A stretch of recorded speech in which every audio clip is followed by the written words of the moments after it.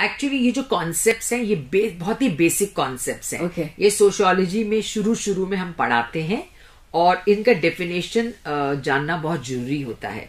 तो जो सोसाइटी है सबसे पहले, यानी समाज क्या है? समाज मेरे से और आपसे बना है। जैसे हम मैं से हम बन जाते हैं, Okay. जैसे आई से मी बन जाते हैं, मैं से हम बन जाते हैं, तो सब लोग हम समाज में आ गए, वो समाज हो गया।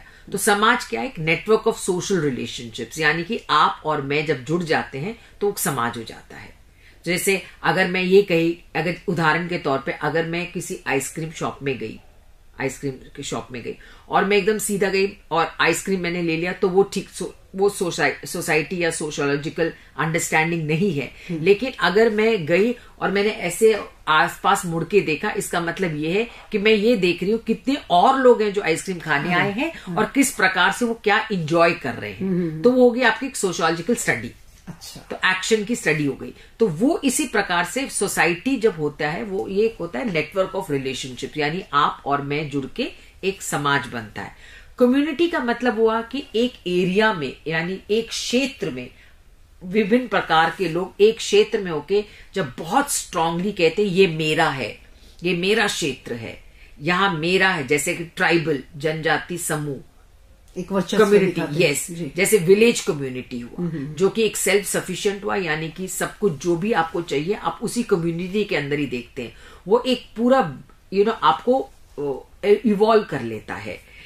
ये जो है गेमेंशाफ्ट एंड गेजेलशाफ्ट, ये दो कॉन्सेप्ट्स हैं जो कि टोनिस ने बात किया था। एक टोनिस जर्मन सोशियोलॉजिस्ट हैं और ये जर्मन वर्ड्स हैं, जिसका ये कहते हैं कि जब हम एक समूह बनाते हैं, अक्सर कुछ समूह हैं जो ऑटोमेटिकली बन जाते हैं, जैसे कि माँ बाप बच्चे माँ बाप के साथ, जैसे इमोशनल बॉन्डिंग हो जाती है, वो समूह बन जाता है, इमोशनल समूह बन जाता है। आप एक क्षेत्र में एक तरह की परिस्थितियों को झेल रहे हैं उस तरह से।